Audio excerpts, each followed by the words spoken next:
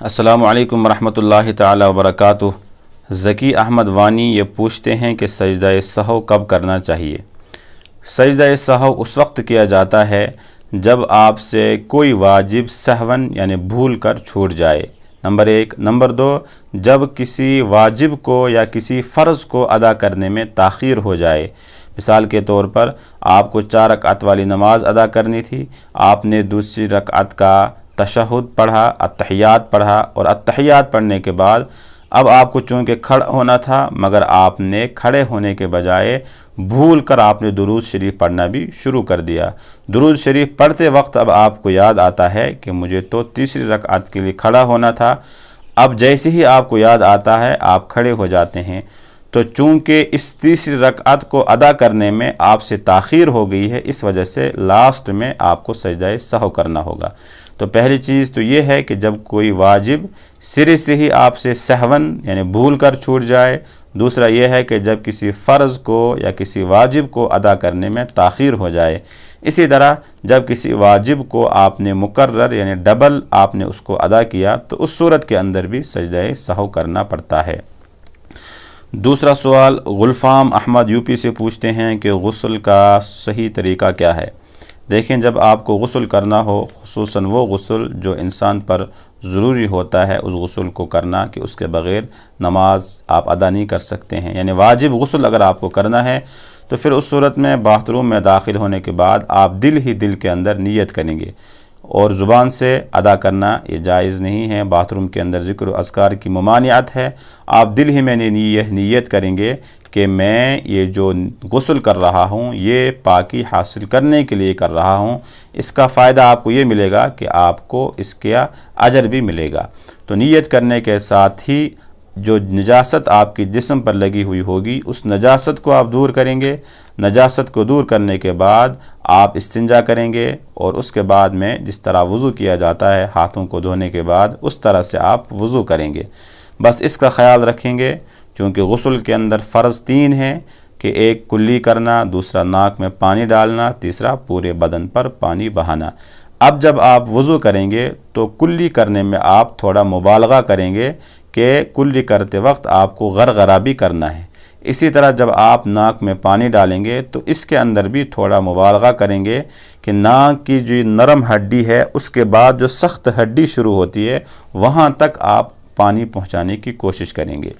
تیسرا، وضو کرنے کے بعد اب آپ کو اپنے بدن پر پانی بہانا ہے، مگر یہ بھی آپ خاص خیال رکھیں کہ جب بھی آپ کو غسل کرنا ہو تو اس بات کا خیال رکھیں کہ آپ کی پیٹھ اور آپ کا جو فرنٹ ہے یہ قبلے کی طرف نہیں ہونا چاہیے۔ اس سے رسول اللہ صلی اللہ علیہ وسلم نے منع فرمایا ہے۔ اسی طرح کچھ لوگ یہ سمجھتے ہیں کہ غسل کرنے کے بعد دوبارہ غسل کرنا پڑتا ہے، اس کی کوئی ضرورت نہیں ہے۔ آپ نے جب پہلا وضو کیا ہے، اگر آپ نے وضو نہ کیا ہو تب بھی غسل کرنے سے آپ کا وضو خود بخود مکمل ہو جاتا ہے۔ البتہ سنت طریقہ یہی ہے کہ غسل کرنے سے پہلے آپ وضو کریں، وضو مکمل کرنے کے بعد اب آپ سب سے پہلے اپنے سر پر 3 مرتبہ پانی ڈالیں گے اور اپنے ہاتھوں سے اپنے سر کے بالوں کو تھوڑا سا کھنگال بھی لیں گے۔ اسی طرح سے سر کو دھونے کے بعد اب آپ پہلے اپنے دائیں طرف پانی ڈالیں گے اور 3 مرتبہ ڈالیں گے، اسی طرح پھر بائیں طرف 3 مرتبہ پانی ڈالیں گے، اور اس کے بعد پورے بدن پر آپ پانی ڈالیں گے اور ساتھ ساتھ میں اپنے ہاتھوں سے اپنے بدن کو مل بھی لیں گے۔ یہ بھی خاص خیال رکھیں گے کہ کوئی بھی چیز اپنے بدن کی وہ سوکھی نہیں رہنی چاہیے۔ اگر ایک بال کے بقدر بھی کوئی چیز آپ کی سوکھی رہ گئی تو پھر آپ کا غسل قابل اعتبار نہیں ہے۔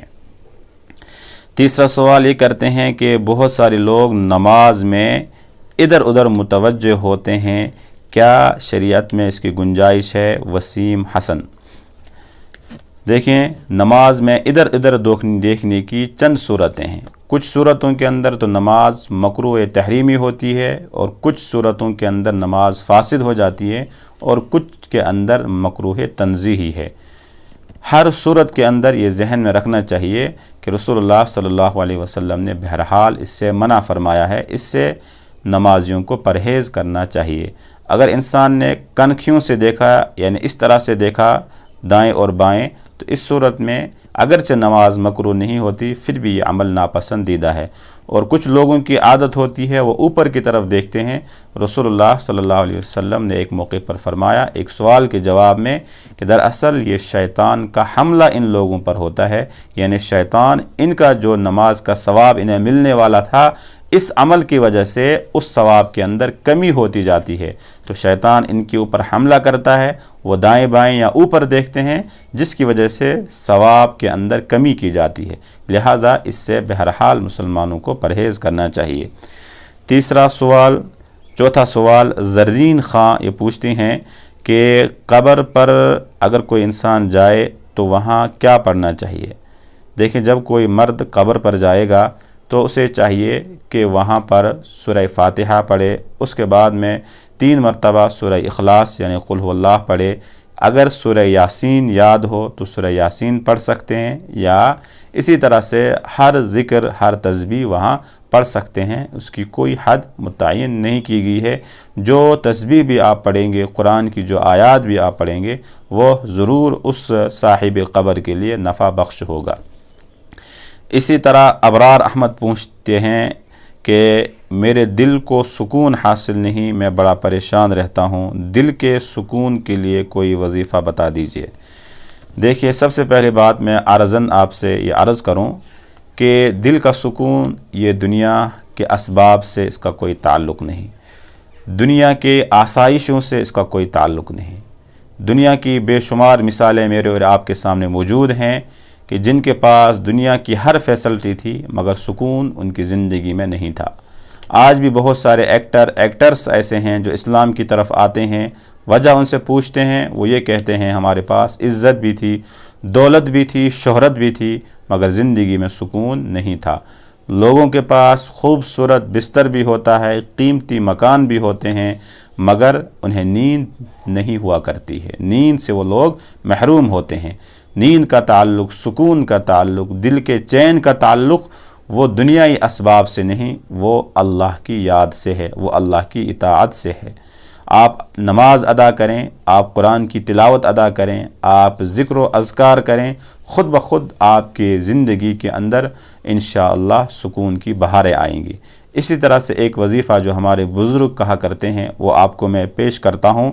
وہ یہ کہتے ہیں ہر فرض نماز کے بعد آپ یا خالقو یا باعثو یا نورو، یہ آپ 11 مرتبہ ہر نماز کے بعد پڑھیں، انشاءاللہ آپ کے دل کو اطمینان قلب حاصل ہوگا۔ حمید احمد پوچھتے ہیں کہ میں اسلامی اعتبار سے تجارت کرنا چاہتا ہوں تو مجھے کن کن چیزوں کا خاص خیال رکھنا چاہیے؟ دیکھیں، اللہ رب العزت نے جو دین ہمیں عطا کیا ہے اس کے اندر بڑی خوبصورت چیزیں اللہ نے ہمیں عطا کی ہے۔ آپ اپنے رب کو نماز کے ذریعے سے بھی منا سکتے ہیں، آپ ملازمت کرنے کے ذریعے سے بھی اللہ کو منا سکتے ہیں، اور آپ دکان پر بیٹھ کر بھی اللہ کو راضی کر سکتے ہیں۔ تجارت کے اندر یہ اصول ہمیں ذہن میں رکھنا ہے کہ کچھ تاجر تو ایسے ہوں گے جن کے بارے میں رسول اللہ صلی اللہ علیہ وسلم نے فرمایا کل قیامت کے دن نبیوں کے ساتھ، صدیقین اور شہداء کے ساتھ ان کو اٹھایا جائے گا، اور کچھ تاجر ایسے ہوں گے جن کو فاجر بدکار لوگوں کے ساتھ اٹھایا جائے گا۔ اسی طرح سے رسول اللہ صلی اللہ علیہ وسلم نے ارشاد فرمایا جب کوئی انسان تجارت کرتا ہے اور اگر اس کے سامان کے اندر کوئی عیب ہے، اس عیب کو وضاحت کے ساتھ سامنے پیش کرتا ہے اور خریدنے والے سے کہتا ہے کہ میرے اس سامان میں یہ کمی ہے، یہ فلاں کمپنی کا ہے، اور اس کے اندر کوئی نقص ہے، کوئی عیب ہے، وضاحت کے ساتھ سامنے بیان کرتا ہے، تو رسول اللہ صلی اللہ علیہ وسلم نے فرمایا اللہ اس کی تجارت میں برکت عطا فرماتے ہیں۔ اگر کسی دکاندار نے جھوٹ بول کر کوئی سامان بیچا، یا کوئی عیب تھا، یا کوئی کمپنی اچھی نہیں تھی، یا کوئی کمپنی اچھی یا خاص نہیں تھی، آپ نے اس کمپنی کو بڑھا چڑھا کر اس خریدار کے سامنے پیش کیا، تو آپ نے گویا جو عیب تھا، یا اگر واقعتاً اس کے اندر عیب تھا اس کو اگر آپ نے چھپایا، تو رسول اللہ صلی اللہ علیہ وسلم نے فرمایا اللہ اس کی تجارت سے برکت کو مٹا دیتے ہیں۔ بس تجارت کے اندر آپ کو یہ خاص خیال رکھنا ہے کہ جس چیز کی آپ تجارت کر رہے ہیں سب سے پہلے وہ چیز حلال ہونی چاہیے، حرام نہیں ہونی چاہیے۔ اسی طرح لوگوں کو دھوکہ نہ دیں، جھوٹ نہ بولیں۔ اسی طرح سے کسی سامان کے اندر اگر کوئی عیب ہے تو اس عیب کو وضاحت کے ساتھ کسٹمر کے سامنے بیان کریں۔ नौशाद अहमद अंसारी ये पूछते हैं कि बहुत सारे लोगों का कर्ज़ मेरे ऊपर है, अब मुझे याद भी नहीं है किस किस का कर्ज़ मेरे ऊपर है, तो मुझे क्या करना चाहिए। देखिए, इसका ताल्लुक़ हुकूकुल इबाद से है। ये जहन में रखनी चाहिए ये बात कि अगर आपने वाक़यातन अब उन लोगों को आप उनका कर्ज़ देना चाहते हैं, तो फिर आपके लिए ज़रूरी है कि आप उनको ढूंढ कर उनका जो हक़ है वो अदा करें। अगर आपको ये याद भी नहीं है कि किन किन लोगों का कर्ज़ मेरे ऊपर है, या आपको याद है मगर वो लोग फ़ौत हो चुके हैं या मिल नहीं रहे हैं, तो जिन लोगों के बारे में आपको इल्म है कि फ़लाँ फ़लाँ शख्स के बारे में मुझे यकीनी तौर पर पता है कि इसका की जो रकम है, इसके जो पैसे हैं वो मेरे पास हैं, तो फिर आपके लिए लाजिम और ज़रूरी है आप उसके पास जाएं और आप उसको ये रकम दे दें। अगर वो शख्स खुद मौजूद नहीं, उसका इंतकाल हो चुका है, तो उसके जो वारिस हैं उन तक आपके लिए ज़रूरी है उनके पास पहुंचकर आप वो रकम उनके हवाले करें।